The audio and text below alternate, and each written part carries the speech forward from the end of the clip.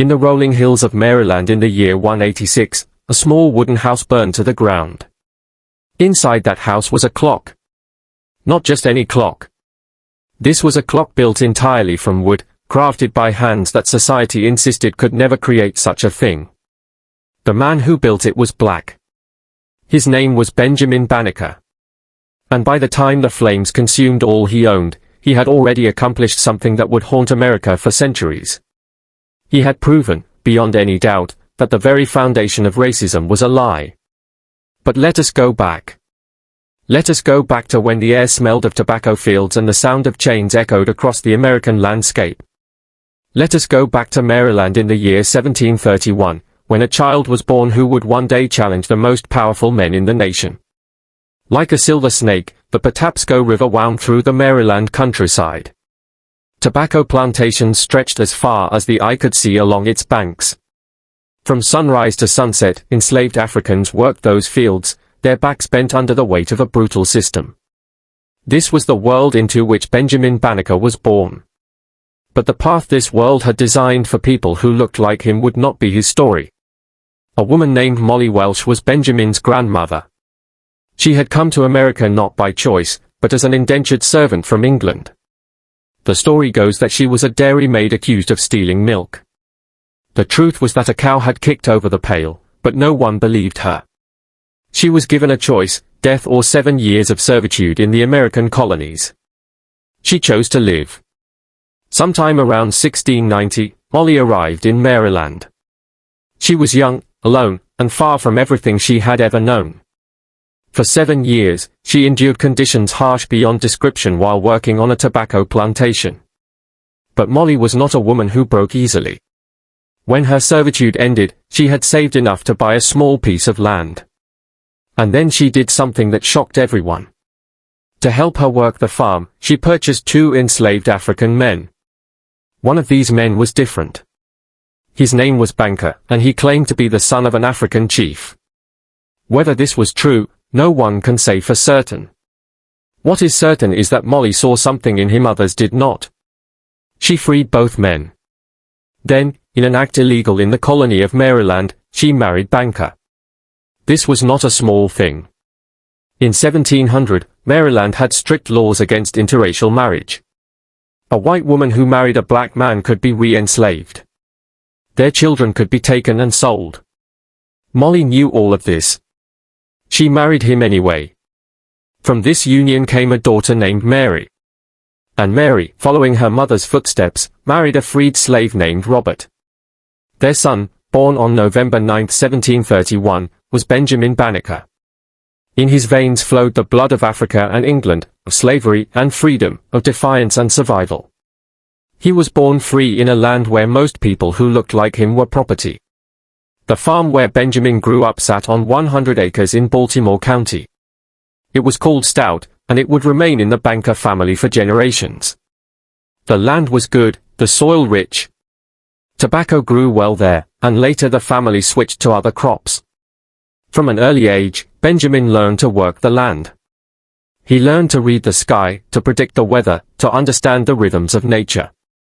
But something else was growing inside him, something the tobacco fields could not contain. Benjamin was curious. Not just a little curious, but consumed by a burning need to understand how things worked. When he was a child, his grandmother taught him to read using the Bible as a textbook. This was remarkable in itself. Most black children in colonial Maryland, free or enslaved, had no access to education whatsoever. The slave-holding class understood that knowledge was power, and they did everything possible to keep that power for themselves. But Molly Welsh was not most people. She had survived accusation, trial, exile, and servitude. She had built a farm from nothing and married a man despite the laws. Teaching her grandson to read was simply another act of rebellion in a life defined by rebellion. Like a man dying of thirst takes to water, Benjamin took to reading. He read everything he could find, the Bible, almanacs, newspapers, whatever came his way. And as he read, his mind expanded in ways no one around him could have predicted. When Benjamin was a young man, perhaps around 20, something happened that would change his life forever. A traveling merchant passed through the area, and Benjamin had the chance to examine something he had never seen up close before. It was a pocket watch. Now, you must understand what a pocket watch meant in the 1750s. This was not a simple device. This was a marvel of engineering, a miniature universe of gears and springs and precisely calibrated movements. In Europe, watchmakers trained for years, sometimes decades, to learn the art of horology. They used specialized tools, closely guarded techniques, and mathematical calculations considered among the most advanced of the era. Benjamin held that watch in his hands and felt something stir inside him. He turned it over, examining every detail. He listened to the steady asterisk tick, tick, tick asterisk of the mechanism. Then the merchant made him an offer. He could keep the watch for a few days before returning it. What happened next is the stuff of legend. Benjamin took the watch apart. Piece by piece, gear by gear, he disassembled the entire mechanism. He studied how each component interacted with the others. He measured the gear proportions, calculated the ratios, and drew detailed diagrams of everything he saw. Then he put it back together exactly as it had been. But he was not finished. Benjamin decided he would build his own clock, not a pocket watch, but a full-sized striking clock. And he would build it entirely from wood. Let that sink in for a moment. A man with no formal education in mathematics or engineering, living on a tobacco farm in colonial Maryland, with no access to the tools or materials used by professional clockmakers, decided to build a working clock from scratch. And not just any clock, a clock that would strike the hours. A clock with hundreds of moving parts, each one carved by hand from wood. The professional clockmakers of the era would have laughed. They would have said it was impossible.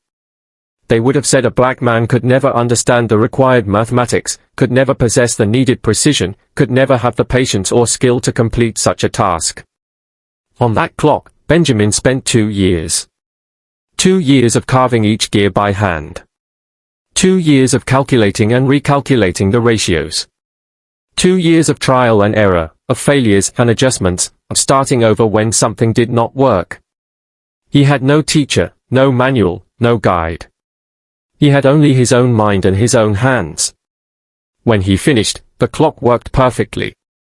It stood about 6 feet tall with a wooden case and a face that displayed the hours. Every hour on the hour, it struck the time, and it would continue to work without significant repair for more than 50 years. Through Baltimore County, word of the clock spread like wildfire. People came from miles around to see it, to hear it strike, to marvel at what this black man had created. Some came from genuine curiosity and admiration. Others came because they simply could not believe it. They expected to find some trick, some deception. What they found instead was undeniable proof that everything they believed about race and intelligence was wrong. But if Benjamin thought his clock would change how people saw him, he was mistaken. Yes, he gained a certain local fame. Yes, people spoke of the remarkable Negro who built a clock, but the system surrounding him did not change. The plantation still stretched across the landscape. The enslaved still worked the fields. The law still declared that black people were inferior, were property, were less than human. Benjamin returned to his farm. He worked the land. At night, he watched the stars and wondered about the universe. And he waited, though he did not know for what. The years passed slowly on the stout farm. Benjamin's parents grew old and died. His sisters married and moved away. Benjamin remained on the land, working it alone, living a quiet life that gave no hint of the extraordinary things to come. He never married. Some historians have wondered why. Was it by choice? Was it because the pool of potential partners was so limited for a free black man in colonial Maryland? Was there someone he loved but could not be with? We do not know. The records are silent on this matter, and Benjamin himself left no explanation. What we do know is that Benjamin was never idle. When he was not working the fields, he was reading, studying, calculating. He became known in the area as a man of unusual intelligence, someone who could solve mathematical puzzles that stumped others. Farmers came to him with questions about surveying their land. Neighbors asked him to help settle disputes about property boundaries. In his small corner of Maryland, he became something like a sage. But the wider world did not know Benjamin Banneker. And it might never have known him if not for a chance encounter late in his life. In 1771, when Benjamin was 40, a new family moved into the area. Their name was Ellicott, and they were Quakers from Pennsylvania. The Ellicotts were different from most people Benjamin had known. They did not believe in slavery. They believed all people were equal in the eyes of God. And they were building something remarkable. The Ellicott brothers were constructing a large mill complex along the Patapsco River. This was not just a simple grain mill. It was an industrial operation that would eventually include multiple mills, a general store, housing for workers, and all the infrastructure of a small town. The area would eventually become known as Ellicott City, and it still exists today. The Ellicott family brought something that would change Benjamin's life, books, specifically books on astronomy and mathematics. George Ellicott, one of the younger family members, was an amateur astronomer. He had telescopes, astronomical tables, and the latest scientific texts from Europe, and he was looking for someone intelligent to discuss these matters with. When he heard about the black farmer who had built a clock from wood, he had to meet him. George and Benjamin became friends. It was an unlikely friendship in many ways. George was white, wealthy, and young. Benjamin was black, of modest means, and approaching his 60th year. But they shared something more powerful than any of those differences, a love of knowledge. George lent Benjamin his astronomical texts. He lent him instruments. He answered questions and engaged in long discussions about the movements of the planets and stars. And Benjamin, with the same intensity he had brought to building his clock decades earlier, threw himself into the study of astronomy. He was nearly 60 years old. He had no formal education, and he was teaching himself one of the most mathematically complex sciences of his era. Within a few years, Benjamin was making astronomical calculations that rivaled those of professional astronomers. He predicted eclipses. He calculated the positions of planets. All of this he did using hand calculations that took hours of painstaking work. And he did it with an accuracy that astounded everyone who checked his figures. George Ellicott was so impressed he began to think about something bigger. What if Benjamin published his calculations? What if the world could see what this black man was capable of? In 1790, an opportunity arose that would put Benjamin on the national stage. The new United States of America had decided to build a capital city. President George Washington appointed a commission to survey and plan the new federal district. The chief surveyor was Andrew Ellicott, George's cousin, and Andrew needed an assistant skilled in astronomical calculations. George recommended Benjamin. Think about what this meant. The year was 1790. The Constitution had been ratified just 2 years earlier. Slavery was legal in most of the country. And a black man was being invited to help plan the capital of the United States. There were objections, of course. People said it was inappropriate, questioning whether a Negro could handle such important work. But Andrew Ellicott had seen Benjamin's calculations. He knew what he was capable of, and he insisted. In February of 1791, Benjamin Banneker arrived in the federal district. He was 59 years old. He had never traveled far from his farm. And now he was standing on the land that would become Washington, D.C. His job was to assist with the astronomical observations essential for accurate surveying. Every clear night, Benjamin would set up the astronomical clock and the zenith sector. He would record the exact positions of stars at precise moments. These observations would establish the exact boundaries of the new capital. It was demanding work. The observations had to be made at night, often in freezing temperatures. The calculations had to be perfect. A small error could throw off the entire survey. For several months, Benjamin worked alongside Andrew Ellicott, contributing to one of the most important projects in the young nation's history. And then, according to tradition, something dramatic happened. The French architect Pierre L'Enfant had been hired to design the layout of the new capital. He was brilliant but difficult. He clashed with the commissioners, ignored their instructions, and generally made himself impossible to work with. In 1792, he was dismissed from the project. When L'Enfant left, he took his plans with him. All of them. The detailed layouts, the street grids, the locations of major buildings, everything he had created was gone. This could have been a disaster. Months of work, potentially lost. But according to a story told and retold for 2 centuries, Benjamin Banneker saved the day. Using his remarkable memory, he recreated L'Enfant's plans from what he had observed during his time on the project. Now, historians debate how much of this story is true. Some say Benjamin's role has been exaggerated over time. Others point out that Andrew Ellicott had his own copies of the survey work and that the crisis was not as severe as legend suggests. The truth is probably somewhere in the middle. What is certain is that Benjamin was there. He contributed to the project, and he became a symbol of what Black Americans could achieve when given the opportunity. But Benjamin's greatest act of defiance was still to come. When he returned to his farm, Benjamin threw himself into a new project. He would create an almanac.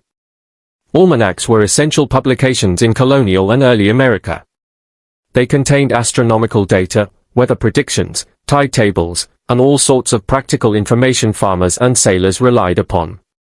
Benjamin Franklin's Poor Richard's Almanac was one of the most famous, but there were many others. No black person had ever published an almanac. No black person had ever been taken seriously as a scientist in America. Benjamin intended to change that. Through 1790, he worked, calculating every piece of astronomical data by hand. He predicted eclipses for the coming year. He created tide tables. He checked and rechecked his figures until he was certain they were accurate. And then he did something that took remarkable courage. He sent a copy of his almanac to Thomas Jefferson. Thomas Jefferson was the Secretary of State. He was the author of the Declaration of Independence, the document that proclaimed all men are created equal . He was also a slave owner who held hundreds of human beings as property. And he had written in his notes on the state of Virginia that black people were inferior to whites in reason and imagination. Benjamin wrote Jefferson a letter remarkable in its directness. He reminded Jefferson of his own words about equality. He challenged Jefferson to reconcile those words with the reality of slavery, and he offered his almanac as proof that black people were capable of the same intellectual achievements as whites. The letter was long and carefully composed. Benjamin did not rage or accuse. He appealed to Jefferson's reason, to his conscience, to the principles he claimed to believe in. He wrote that he hoped Jefferson would embrace every opportunity to eradicate that train of absurd and false ideas and opinions which so generally prevails with respect to us. And then he waited. Jefferson's response came within weeks. It was polite, even complimentary.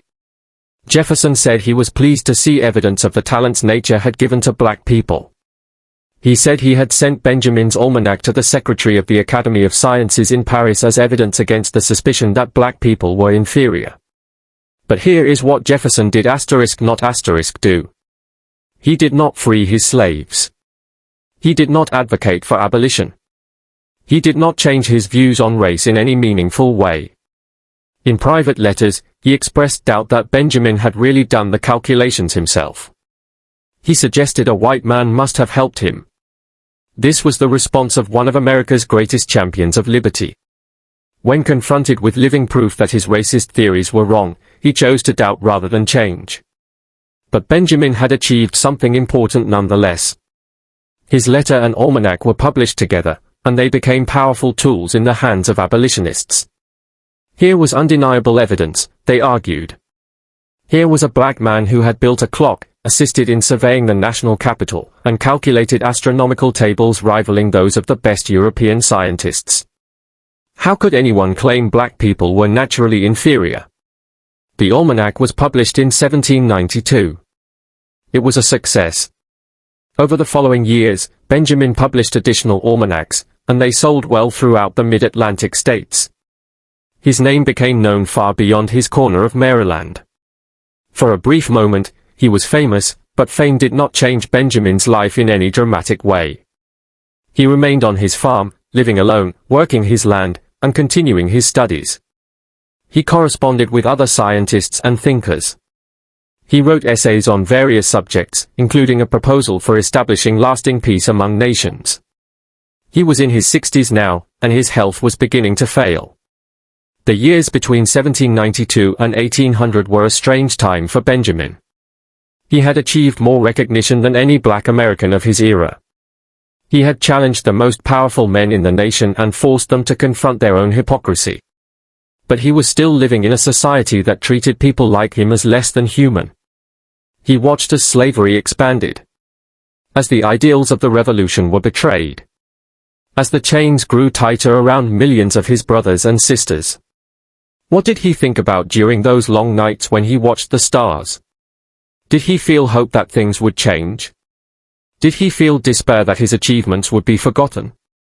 Did he feel the weight of representing his entire race, of being held up as an example, knowing that any failure would be used to justify the oppression of millions? We cannot know. Benjamin Banneker did not leave us a detailed account of his inner life. What he left us was his work, the clock, the almanac, the letter to Jefferson. These were his answers to the world that tried to deny his humanity. As the new century began, Benjamin grew older and weaker. He sold parts of his farm to the Ellicotts, keeping only enough to support himself.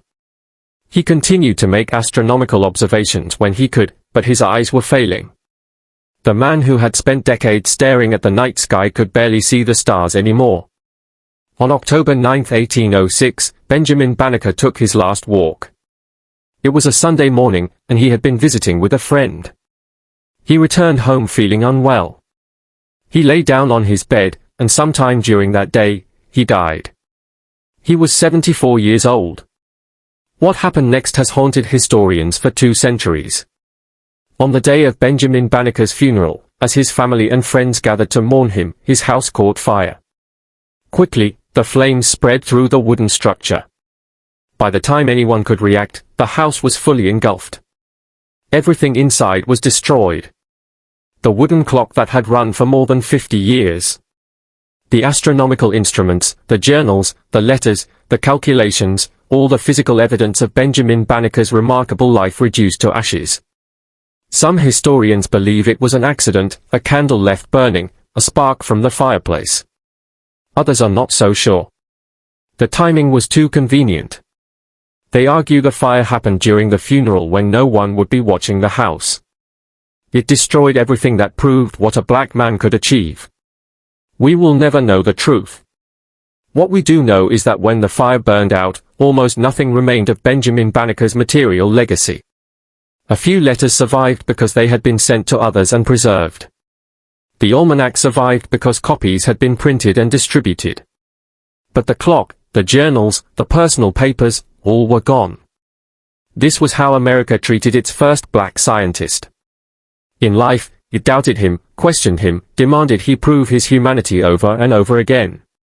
In death, it erased the evidence of his achievements, whether by accident or design. But here is what America did not understand. You cannot destroy an idea by burning a house. You cannot erase a legacy by reducing paper to ash. Benjamin Banneker had already done something no fire could undo. He had proven, beyond any doubt, that the racist theories of his era were lies. He had shown what black Americans could achieve when given even the smallest opportunity. And he had planted seeds that would grow long after he was gone. The abolitionists continued to cite him. Freed black communities told stories about him to their children. Historians wrote about him, trying to reconstruct what had been lost. Schools and institutions were eventually named after him.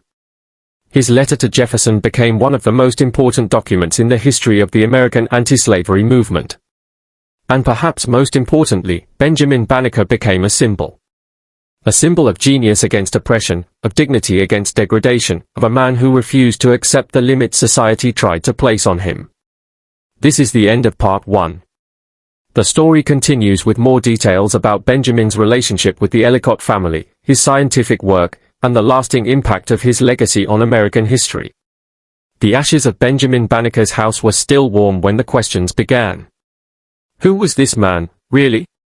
What had he truly accomplished? And why did it matter? To understand the full weight of Benjamin Banneker's legacy, we must understand the world that tried to crush him. We must understand what it meant to be black in America at the turn of the 19th century. And we must understand that Benjamin's greatest revenge was not violence, not anger, not destruction.